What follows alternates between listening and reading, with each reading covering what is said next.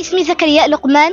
أنا اليوم في قمة السعادة لأني متواجد في هذا الرواق، رواق وزارة التربية الوطنية والتعليم الأولي والرياضة.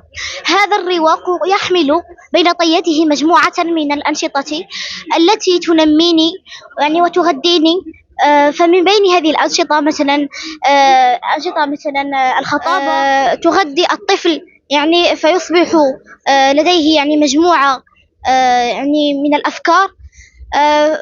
فالكتاب فالكتاب يغذي الطفل ويجعله يجعل له رصيدا لغويا كبيرا. وأشكر. أنا اسمي بكر زيدان، ممثل الناشرين الفلسطينيين.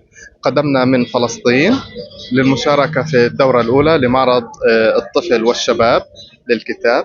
لا تعتبر هذه الزيارة الأولى لنا إلى المملكة المغربية، بالعكس احنا بنكون حاضرين في المعارض التي تنظم من قبل وزارة الشباب والرياضة المغربية. في دورنا احنا بس نيجي من فلسطين ننقل الثقافة الفلسطينية إلى العالم العربي، وإشي معروف وبديهي، هناك علاقة ود وحب واحترام ما بين الشعب المغربي والشعب الفلسطيني.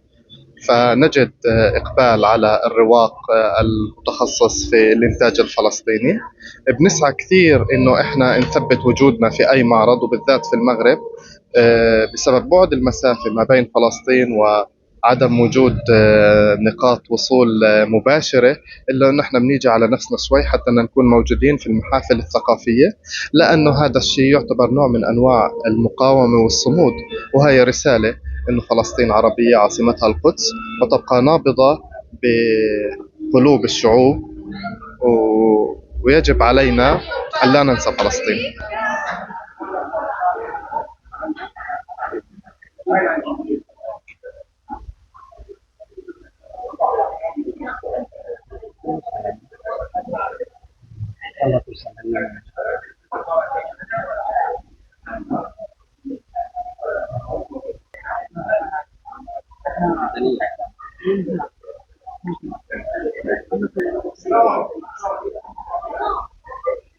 بسم الله الرحمن الرحيم. أخوكم الدكتور طارق البكري من لبنان، كاتب ومتخصص بأدب الأطفال. يعني جئنا اليوم لنشارككم هذه الفرحة الكبرى بمعرض كتاب الطفل الأول الدولي في مدينة الدار البيضاء، هذه المدينة العظيمة.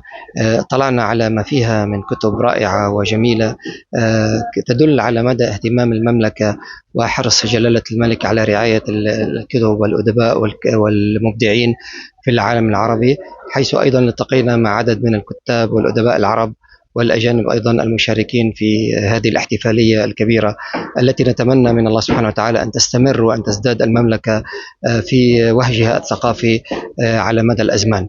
أشكركم شكرا جزيلا وأتمنى لكم التوفيق جميعا.